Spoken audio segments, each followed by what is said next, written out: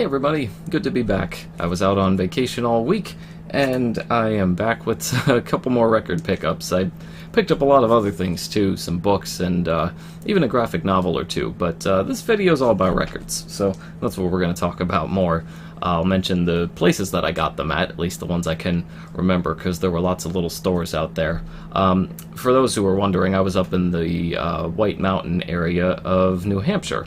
If you've never been there before, it is beautiful and you need to check it out. The Conway, North Conway area, absolutely beautiful. It's about an hour away from the Maine state line, which is also, of course, beautiful as well. But those mountain ranges, whew. But there's also nice little shops around there, too. The first one I found was a place called Revolution Records. The guy who owns that place, Dan, actually opened it up a couple of years ago, where we are actually online friends now from the nice conversations that we had. I picked up 2 albums at his store. First was David Bowie's Hunky Dory. There we go. I should aim it this way.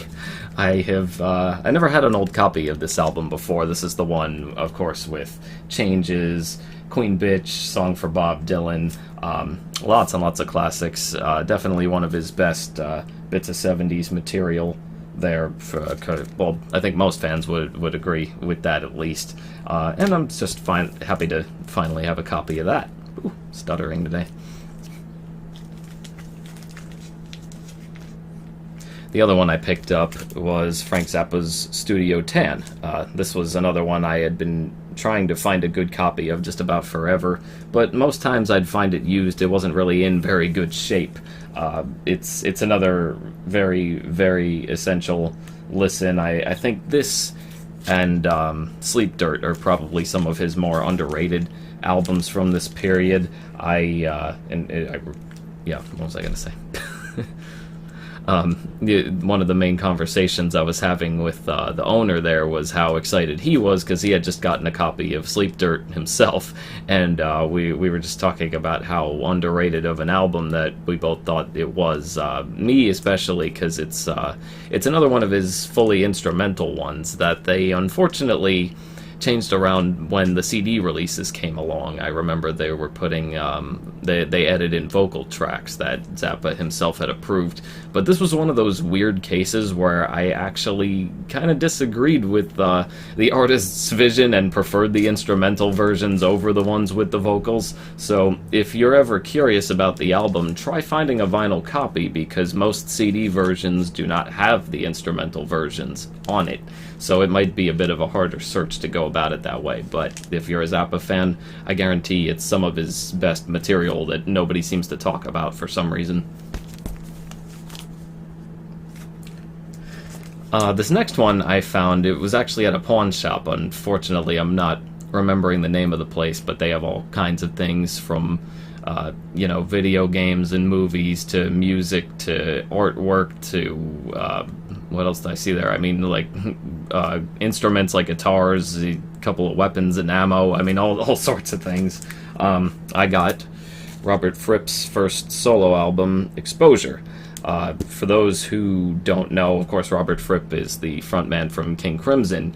Anyone who was curious or maybe confused about the direction that King Crimson took when they made their return in the early 80s with, multiple band lineup changes and things, should definitely give this album a listen, because it gives you more of an explanation as to just where Fripp was going in his own head musically, and it really rolls out the red carpet more for the sounds that you'd be hearing afterwards in albums like Discipline.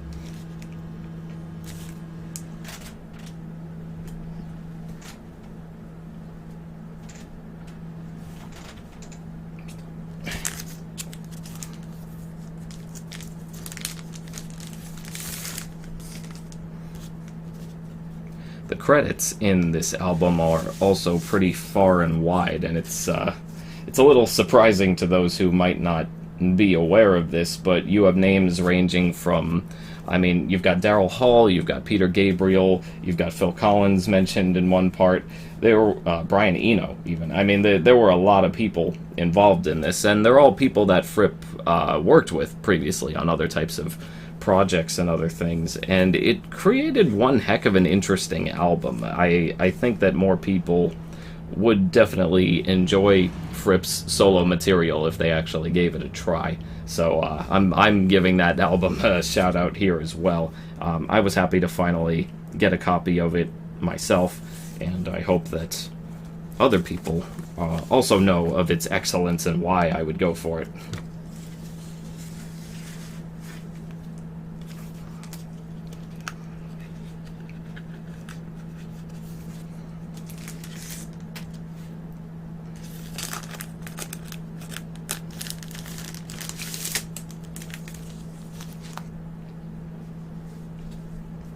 This last one I happened to find at a shop called Etc. It's very, very...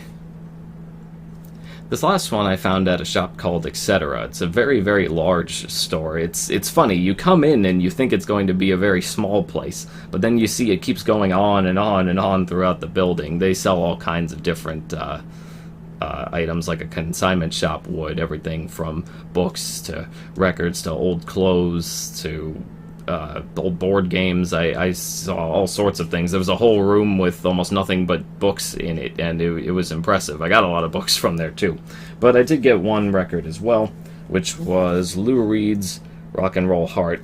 Now, I am fully aware that this is not considered the best Lou Reed album by any means to people. I know that honor goes to albums like Transformer and the like, but this is another one of those artists where I've been meaning to really give all of his material a re-listen, because I believe that there was usually something worth hearing in most of his albums, and that goes for just about everything 60s and 70s that he put out. And I believe this one was just at the end of the 70s. I think this may have been either mid or... Oh yeah, it was 76, so there you go. Yeah, I don't regret getting them one bit, and I do plan to eventually get all of his material as well at some point.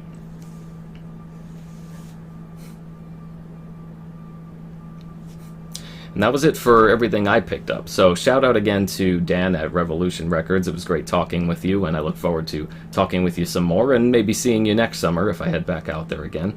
And the other stores too, the pawn shop whose name I unfortunately can't remember, and to Etc. as well. All great stores out there.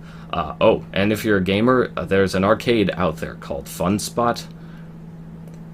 3 whole floors of arcade machines. 3 whole floors. First floor is all classic games. Everything from Nintendo to Atari to Taito to Sega. Oh my god. You gotta see it. Huh.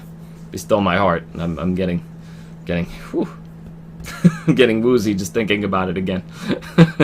In the meantime, thank you all for watching. And if you picked up any records this week as well, let me know what you got. Alright, I'll see you all later.